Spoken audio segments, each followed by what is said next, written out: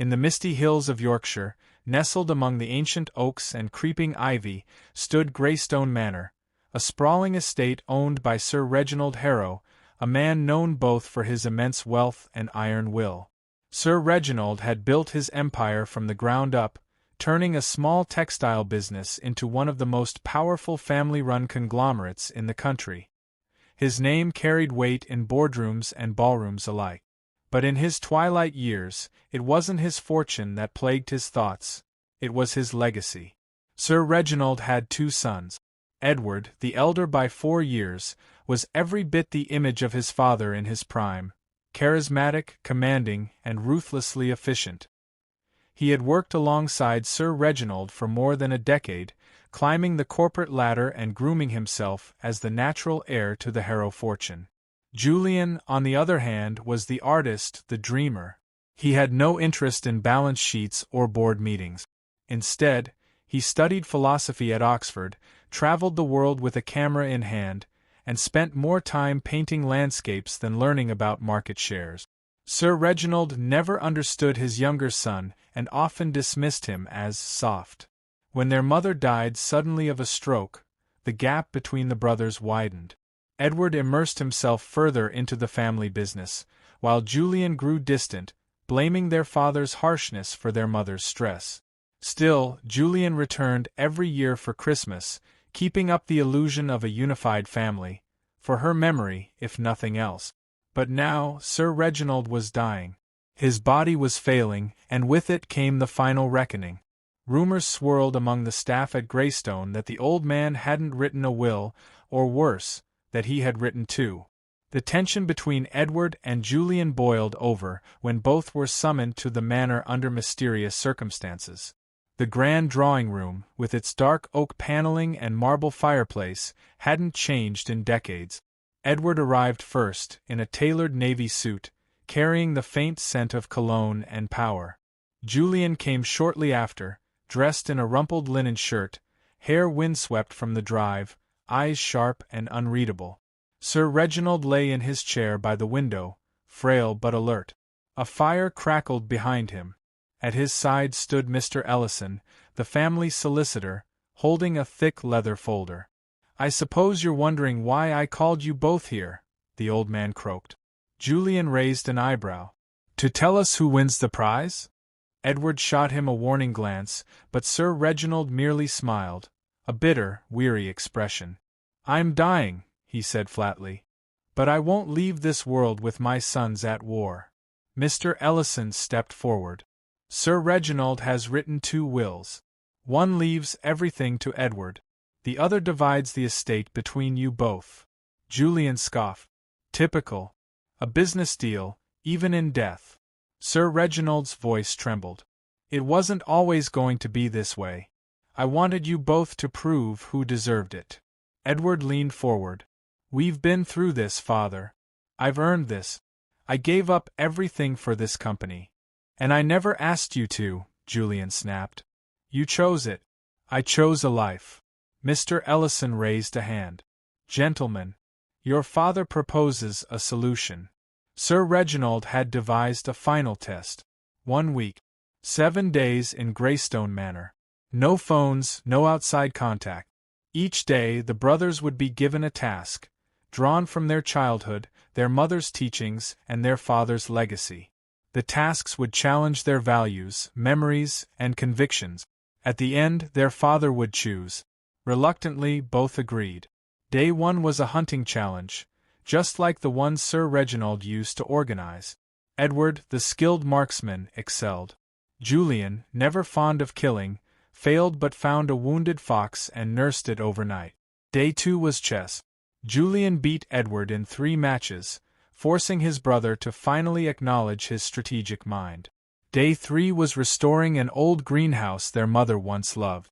Julian worked tirelessly, hands dirty, recalling each plant she cherished. Edward tried to order the staff to do it, old habits dying hard. Day 4, the brothers were given letters written by their mother. In them, she pleaded for them to stay close. Both men cried that night, alone. Day 5, they were tasked with planning a future for the Harrow Foundation, their father's charity arm. Edward's proposal was polished, corporate, expansive. Julian's was personal, focusing on community art, mental health, and education. Day 6 brought the storm. Over dinner, Edward exploded. "This is absurd. He's not fit to judge. He wants us to dance like puppets while he sits in his throne." Julian stood. "He's trying to fix what you broke." "What I broke?" Edward roared. "I held this family together. While you were chasing sunsets, I was keeping the business alive." "And killing yourself in the process," Julian whispered.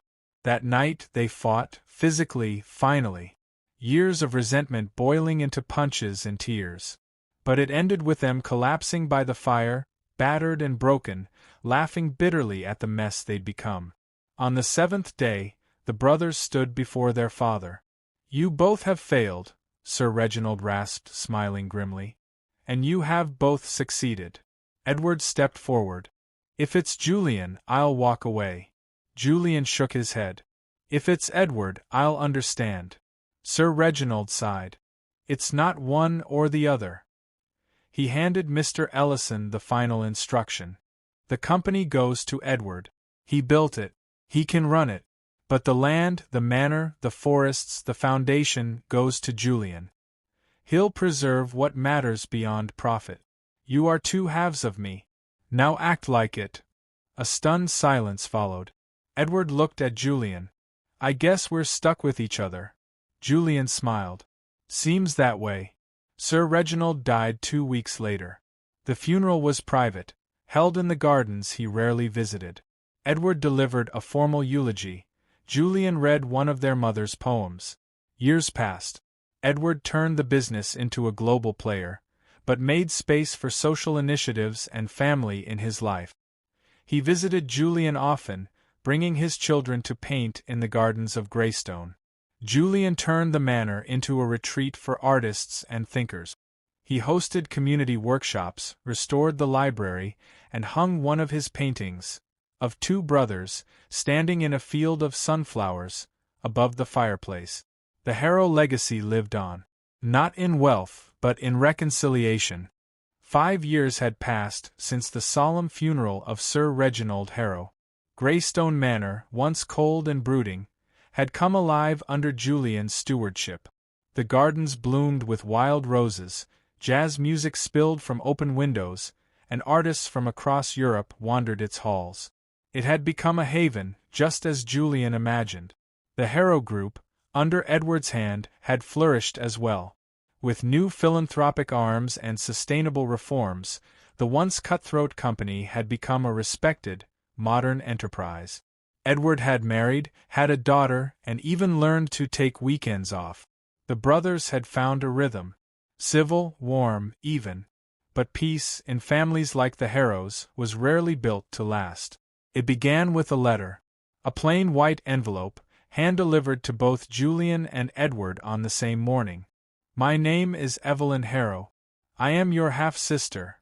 Julian nearly dropped his tea. Edward went pale. Inside the envelope was a photograph. A young woman with striking gray eyes, the same sharp eyes that had once stared out from Reginald's portrait. Along with it, a DNA report. Conclusive. 99.98% match. They met her the next day. Evelyn was 29, cool and composed, with a lawyer's precision in her speech and a poet's soul in her eyes. She claimed her mother, Margaret Avery, had been in a long-standing relationship with Sir Reginald during the years following their mother's death. Margaret had died 2 years prior, and Evelyn had only recently uncovered the truth. "I don't want money," she said. "But I want recognition. I want to know where I came from. And I want my name." Edward was furious. Julian was cautious. "There's no record of this," Edward argued. "No mention in the estate.